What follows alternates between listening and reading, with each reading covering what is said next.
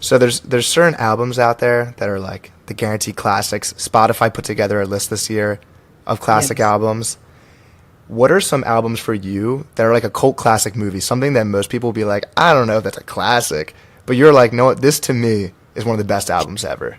I feel like okay, I gotta pull off my Spotify for that. I don't want to get roasted because people on the internet could be really mean. Okay, let me see. This is just my taste.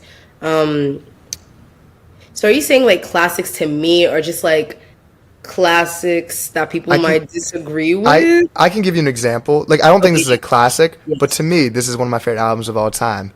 I think I'll go Dark Sky Paradise by Big Sean.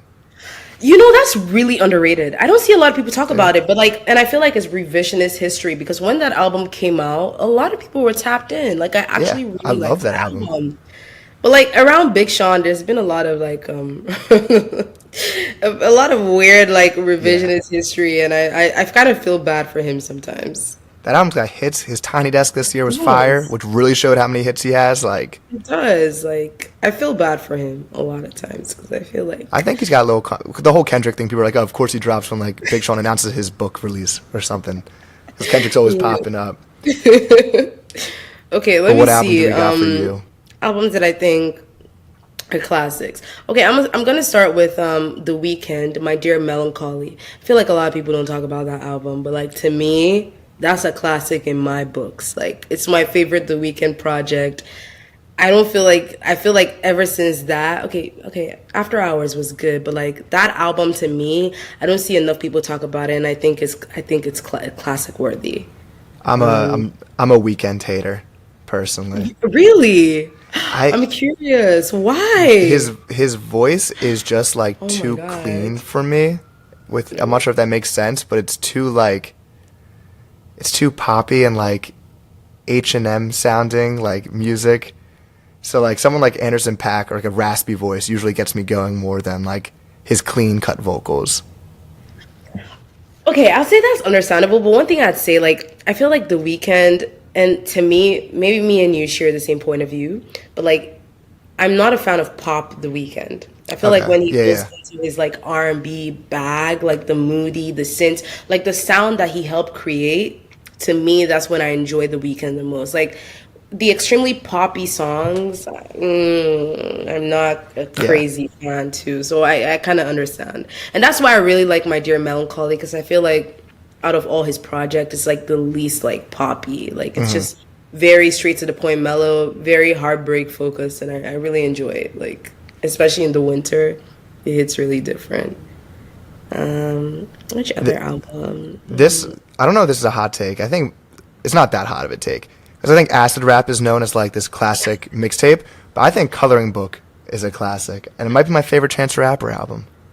My favorite is still acid rap, but I respect that take. I don't even think it's that hot. Like It's not hot because it was like the yeah, number one album of the year dropped. I just think yeah, I respect we're talking it. about revisionist history for Chance the Rapper. People, they forget that guy was like he was in the Big Four. Like it felt like I that feel was bad for him, honestly. Like like if there's an artist I really feel bad for, I feel like it's him, you he did it know. to himself. If you've ever I read the was having story this about what conversation with happened, someone else, and they said that their theory for why like he quote unquote fell off, and I put that in quotes, but I just feel like when you begin to kind of doubt yourself as an artist, the audience can tell. And I feel like that's what happened to Chance.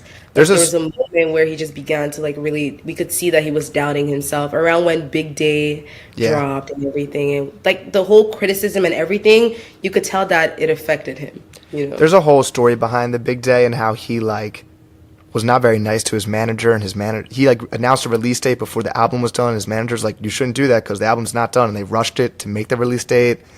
So there's a lot of like behind the scenes stuff where it sounds like he did it to himself. But yeah, I mean I feel bad for him because the longer you wait, the worse the album looks. If you give it that time for people to keep hating on it. Exactly. Especially because it was an album like that, you know, like if you dropped Blonde like Frank Ocean, you could get away with like look at Frank like bruh. This year is what, 8 years? That's crazy, you know. And if you dropped an album like Anti, you know, with Rihanna, like people could be like, okay, you know what, that was a good album to bow out with, but like the Big Day, like you waited too long, in my opinion. And lastly, I say this all the time on this podcast, Revenge of the Dreamers, which also just celebrated its 5-year anniversary. That to me, the moment it was, the music in it, that's one of my favorite albums ever. Actually, I agree with that. I completely agree with that. For me, another album I would say, like to me, is classic, and a lot of people don't maybe consider it classic. Passion, Pain, and Demon Slaying Kid Cudi.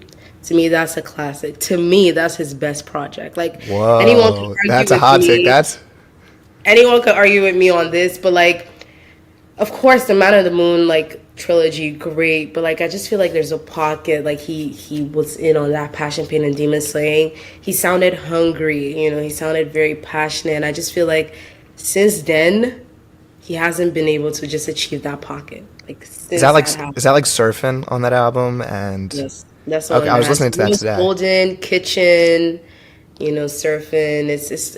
I love that album so much. I love the energy on it. I think I definitely grew up a Man on the Moon 1 person because Soundtrack to My Life was like my favorite song forever.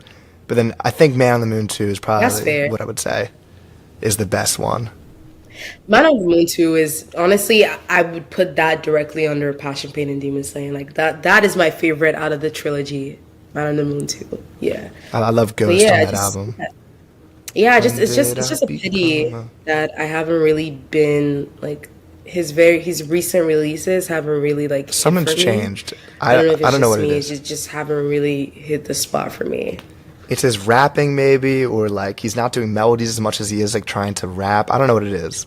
I don't even think it's like the rapping or everything. He just for me like, and I might be wrong, but he just doesn't sound hungry or inspired anymore, you know? Because before I'd listen to Cudi and I'd be like, I'd always, like, the reason why I loved him and, like, he was one of my favorite artists, I always felt something, you know, when I listened to him. But, like, I just feel like the two I feel projects he that. dropped this year, it was just like I listened to them and they just felt like almost soulless to some degree. No, And I I'm feel just like, that. yeah, this isn't the Cudi that I'm used to, you know?